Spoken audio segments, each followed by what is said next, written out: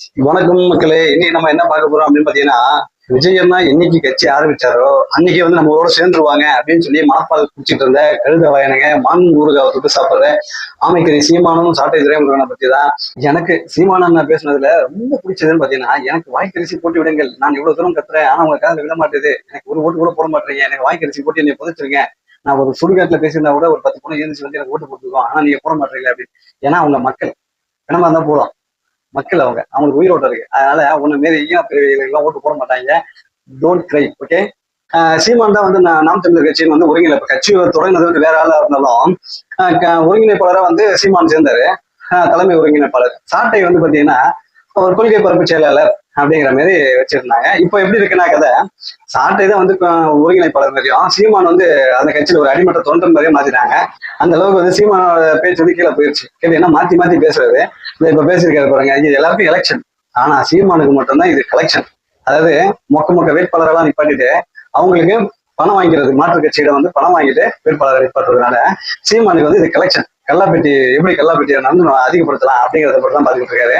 ரெண்டாவது பாத்தீங்கன்னா, இவருக்கு வந்து சின்ன சின்ன பிள்ளைகள்லாம் வந்து இவரோட உணர்வுகளை புரிஞ்சுக்கிட்டாங்களாம்.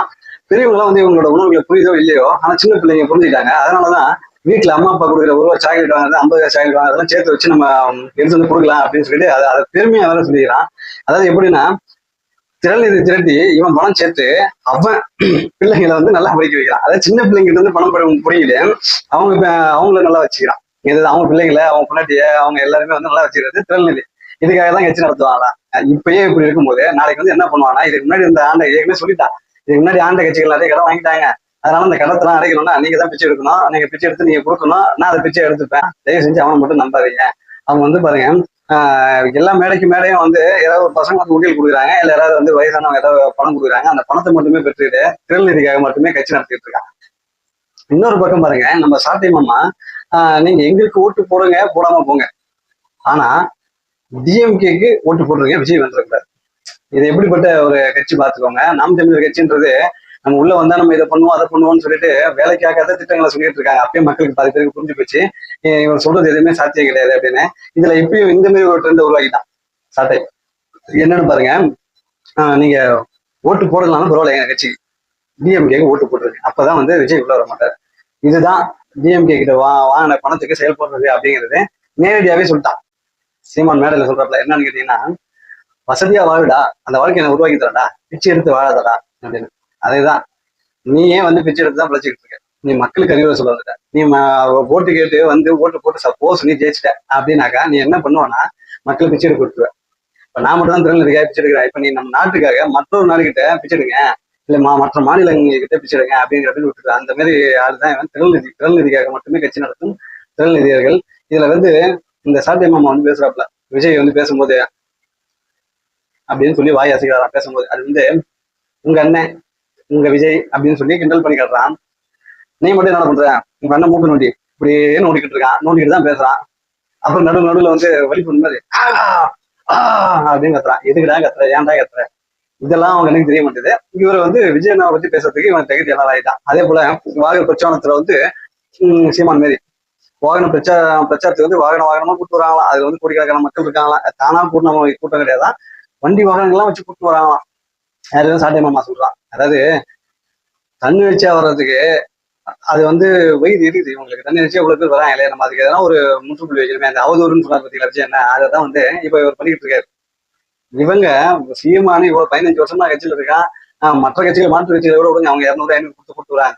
இவன் 15 வருஷமா காசே கொடுக்காம நமக்காக வர கூட்டம் தான் சொல்றேன். 40 பேருக்கு மேல இல்ல, 40 பேருக்கு மேல இல்ல. இவனுங்க ஓட்டு கேட்கும் போதே காசு கொடுத்து ஓட்டு போட சொல்ற வீடியோவும் இருக்கு, நீங்களும் பார்த்துருப்பீங்க. அந்த மாதிரி சூழ்நிலையில இருக்கிறாங்க. அது இல்லாம நாம் தமிழர் கட்சின்னு சொல்லிட்டு ஆந்திரா அதாவது தெலுங்குல வந்து பேசி ஓட்டு கேட்கிறாங்க. அப்ப என்ன நாம் தமிழர் கட்சி, அப்ப தமிழ் எங்க போச்சு, இப்ப அவங்க எல்லாம் எங்க போனாங்க. இது மட்டுமே தொடர்ந்து செஞ்சுட்டு இருக்கிறது தான் நாம் தமிழர். கோயம்புத்தூர்ல கரூர்ல வந்து போட்டியிட முடியாம பாலாஜி வந்து கோயம்புத்தூர்ல போய் போட்டி போடுறாரு. கோயம்புத்தூர்ல போட்டியிட இடத்துல பாத்தீங்கன்னா கரூரை சேர்ந்தவர்கள் வந்து 18 பேர் வந்து வேட்புமனு தாக்கல் பண்ணிருக்காங்க, டிஎம்கே ஆளுங்க தான். எதுக்காக அப்படின்னு பாத்தீங்கன்னா, ஓட்டு பிரிக்கணும், பூத்து அதிகமா செட் பண்ணி ஓட்டெல்லாம் பிரிச்சு அந்த இடத்துல வந்து ஜெயிக்க விடாம பண்ணணும் அப்படிங்கிறது தான் செந்தில் பாலாஜியோட ட்ரிக். நேர்மையா ஜெயிக்கணும்னா செந்தில் பாலாஜியால ஜெயிக்க முடியாது. இதே ட்ரிக் தான் பாத்தீங்கன்னா பெரம்பூர்லயும் அவன் பண்றாங்க. விஜய் ஜோசப் விஜய் அப்படின்னு சொல்லி விஜய் போய் வேட்புமனு தாக்கல் பண்றாருன்னா, அதே பேர்ல ஒரு 10 பேர், வில்சன் விஜய், ஜான்சன் விஜய், அந்த மாதிரி சொல்லி விஜய் விஜய்னு நிறைய விஜய் பேர்ல வந்து பண்றாங்க. அதே போல சின்னத்தெல்லாம் வந்து பாத்தீங்கன்னா ரோட் ரோலர் சின்னம் விசில் மாதிரியே இருக்கும். அந்த மாதிரி சின்னங்கள் எல்லாம் மாற்று சின்னங்கள் எல்லாம் எடுத்து பண்ற மாதிரி பண்றாங்க. இது வந்து எப்படின்னா முழுக்க முழுக்க மக்கள் வந்து அந்த நேரத்துல பதற்றத்துல உள்ள போய் நிற்பாங்க. ஏதோ பார்த்துட்டு எங்க ரொம்ப நேரம் ஆகுது அப்படின்னு சொல்லி அழுத்திட்டு வந்துடணும் அப்படிங்கிறதுக்காக எதையா மாத்தி அழுத்திட்டு வந்துடணும் அப்படிங்கிறதுக்காக தான் இந்த ட்ரிக்கை பயன்படுத்துறாங்கன்னு நான் நினைக்கிறேன். இது வந்து நேர்மையா ஜெயிக்கிறதுக்கு வழி இல்லை. என்னதான் காசு கொடுத்தாலும் இந்த வாட்டி காசு வாங்கிக்கணும் மாத்தி ஓட்டி போட்டுருவாங்கன்றது தெரியும். அதனால இந்த மாதிரி ட்ரிக்ஸ் எல்லாம் பயன்படுத்தி ஜெயிக்கலாம்னு சொல்லி நம்ம அதிமுக ஸ்டாலின் வந்து முடிவு பண்ணிட்டாரு. அதனால இப்ப பாத்தீங்கன்னா அமீர் வீட்டுல வந்து பாத்தீங்கன்னா சோதனை நடத்திருக்காங்க. அந்த கஞ்சா வழக்குல ஏற்கனவே கைதானவங்க கிட்ட இருந்து பேசிட்டு விசாரணை நடத்திட்டு திருப்பி வந்து அமீர் வீட்டுல சோதனை இருக்காங்க. எதுக்காக வந்து அமீர் ரொம்ப நாளா கத்திக்கிட்டே இருக்கான், இது தம்பி நான் ஏன் குலைக்குது அப்படின்னு கேட்டாக்கா இதுக்காக தான் குலைக்குது. இதுக்காக குலைச்சிட்டு வந்து இந்த மாதிரி கேஸ் எதனா வாங்கும் போது அப்போ டிஎம்கே கால போய் இருந்தாக்கா அவங்க காப்பாற்றி விட்டுருவாங்க. அதனால டிஎம்கேக்கு ஆதரவா பேசணும் அப்படிங்கிறது மட்டும்தான் இவங்களோட புரட்சி. எல்லாமே பாத்தீங்கன்னா சீமானு அமீர் இவங்களெல்லாம் புரட்சி எல்லாம் வந்து பாத்தீங்கன்னா டிவியோட முடிஞ்சிச்சு. வெளியெல்லாம் வந்து புரட்சி கிடையாது, ஒட்டி மட்டும் தான் முக்கியம். தன்னோட கேஸ்ல இருந்து வெளியே வரணும்னா அதுக்கு ஆளை வச்சு அவங்க காலை பிடிப்பாங்க. நம்ம விஜயனா பாருங்க, நேற்று நெல்லையில தூத்துக்குடியில பண்ண சம்பவம் மற்ற எல்லா கட்சிக்கும் தூக்கமே போயிடுச்சு. என்னடா அது எவ்வளவு ரூல்ஸ் போட்டாலும் எவ்வளவு கட்டுப்பாடு போட்டாலும் எதனா ஒண்ணு இது பண்ணாலும் அந்த கட்டுப்பாடு அந்த ரூல்ஸ் எல்லாம் பிரேக் பண்ணிட்டு அவங்க தனி சாம்ராஜ்யத்தை அமைச்சிடறானே அப்படின்ற ஒரு வைத்தறிச்சல் எல்லா மத்தியும் அதிகமா இருக்கு. இவங்க போய் நின்று அது ஒரு பொதுக்கூட்டமா வச்சாதான் அவங்களுக்கு அந்த கூட்டமா வரும். நமக்கு வந்து ரோட் ஷோக்கு எவ்வளவு கூட்டம் வரும், அதுதான் வந்து பயம். ஏன்டா இவங்களுக்கு பர்மிஷன் கொடுக்க மாட்டாங்க அப்படின்னு கேட்டாக்கா இந்த ஒரே ஒரு ரீசன் தான், அது விஜயனோட முகம், அந்த ஃபேஸ் வேல்யூ அப்படிங்கிறது மட்டும்தான். இதுல இவர் விஜய் அண்ணா என்னென்னலாம் பண்றாரு, பிள்ளைங்களை சொல்றாரு, எழுதி குடிக்கிறாரு, ஸ்ப்ரைட்டு சோடா பாட்டில் எல்லாம் வீசுறாங்க, அதெல்லாம் எடுத்து குடிக்கிறாங்க, நிறைய பொக்கேஸ் கிஃப்ட் ஃப்ரேம் இதெல்லாம் வரதை பார்த்துட்டு என்னடா நமக்கெல்லாம் எதுவுமே வர மாட்டேது அப்படின்னு சொல்லிட்டு ஆள் செட் பண்ணிடுறாங்க. அதே மாதிரி அவங்களும் பண்றாங்க. இந்த கூலிங் கிளாஸ் போடுறதுக்கு ஆளு வாண்டடா போய் இவங்களே வாங்குறானுங்க. அதை விட அசிங்கம் இருக்கு. நம்ம ஆளுக்கு பாருங்க எதையுமே கேட்டு வாங்க மாட்டாரு, ஆனா நடக்கும். அதான் இயற்கை செய்யற செயல் தான் அண்ணனுக்கு ஆட்டோமேட்டிக்கா நடக்கிறது. எல்லாத்தையும் மதிக்கிறது, எல்லாத்துக்கும் சம உரிமை சம பங்கு அப்படின்னு கொடுக்கறதுனால மட்டும்தான் இது எல்லாமே நடக்கும். இந்த ஆள் வச்சு கூட்டிட்டு வந்தாலும் அந்த மாதிரிலாம் பண்ண மாட்டாங்க. எல்லாம் குழந்தைகளை தோல் மேல தூக்கிட்டு வந்து விஜய் நான் பாக்குறாங்க. பெண்கள் சாதையா ரோட்டு ஓட்டுறாங்கன்னு பார்த்துட்டு அந்த சந்தோஷத்துக்கு புள்ளி குதிக்கிற விஷயங்கள்லாம் நடக்குது.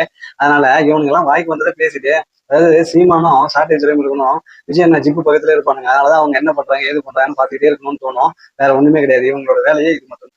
இந்த பிடி செல்வகுமார் அப்படின்னு சொல்லிட்டு பாத்தீங்கன்னா விஜய்க்கு இதுக்கு முன்னாடி உதவியாளராக இருந்தவர். விஜய் நாயகர் இருந்துட்டு அதுக்கப்புறம் வெளியே போயிட்டு நம்ம விஜய் நாவை பத்தி தரக்குறவா பேசிட்டு இருந்தான்.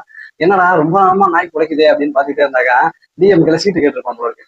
ஏன் நீங்க எல்லாம் குலைக்கிறதுக்கு மட்டும்தான் ஆளு, இதுக்கெல்லாம் நீ ஆள் கிடையாது, மக்கள் நீதிமை கமலையே நான் ஓரமா ஒதுக்கி வச்சுட்டேன், நீங்க என்னடா ஓவரா கத்துறீங்க அப்படின்னு சொல்லிட்டு அவங்க எல்லாம் சீட்டே கொடுக்கல. சீட்டு கொடுக்கலன்னு இவனுங்க வெளியே வந்து திமுக மாதிரி ஒரு அராஜகமான கட்சியை நான் பார்க்க முடியாது அப்படின்னு சொல்லி அவங்களுக்கு எதிராக பேச ஆரம்பிக்கிறாங்க. எதுக்காக அப்புறம் குலைக்கணும், அப்புறம் எதுக்காக விடணும்? நான் என்ன சொல்றேன், சீட்டு வேணும்னா சீட்டு வேணும் ஓப்பனா பேசிட்டு இருப்பாங்க. 4 வாரத்தை அவங்கள பத்தி தவறா பேசினதுக்கு அப்புறம் அதுக்கப்புறமா திருப்பி வந்து பேசினா அது அவங்களுக்கு அசிங்கமா இல்லையா? கேட்டா இது அரசியல் இதெல்லாம் சாதாரண அப்படின்னு நம்ம அதிமுகவோட ஸ்டாலின் அவர்கள் சொல்றாரு, போதைப் பொருட்களை தாராளமாக நீங்கள் விநியோகம் செய்கிறீர்களே, உங்களுக்கு வெக்கமா இல்லையா அப்படின்னு அவர் மூஞ்சில அவரே காய் தூக்கிறது அவரே பேசியிருக்காரு. அது என்ன இதுன்னு தெரியல, நீங்களே பாருங்க. எதுக்காக அவரே மூஞ்சில தூக்கிறாருன்னு தெரியல, பாருங்க. போதைப் பொருட்களை தாராளமாக இன்னைக்கு சப்ளை பண்ணிட்டு இருக்காங்க, வெக்கமா இல்ல? அதே போல விஜய் என்ன பாத்தீங்கன்னா நெல்லை மற்றும் தூத்துக்குடியில மெயினா தூத்துக்குடியில தான் சொல்லியிருக்காங்க 12 விதிமீறல் செஞ்சிருக்காராம். அதனால விஜய் அண்ணா மேல வழக்கு போட்டிருக்காங்களா. அதாவது தேவையற்ற இடத்துலாம் குடி யூஸ் பண்ணிருக்காங்களா, பின்னாடி வாகனத்துல பைக் பின்னாடி எல்லாம் பின்தொடரக்கூடாதுனால அவங்க திறந்தாங்களாம். இதெல்லாம் வந்து அவர் பண்ணல, மக்கள் வந்தாங்க. அதுக்கு என்ன எதுவும் பண்ண முடியாது. அவங்க போய் அவங்க எல்லாரும் வண்டியில இருந்து சாவி எடுக்க முடியுமா, இல்ல அவங்க பின்னாடி துரத்தி விட முடியுமா? அது எதுவும் பண்ண முடியாது. அதை நீங்க தான் கண்ட்ரோல் பண்ணணும். அதுக்காக தான் உங்ககிட்ட பர்மிஷனே வாங்குறது. அதை விட்டு எடுத்துட்டு விஜய் நம்ம வழக்கு நீங்க எவ்வளவு வேணா வழக்கு போடு, ஆனா நாங்க ஓட்டு விஜய்க்கு தான் போடுவோம், அவ்வளவுதான். That's all.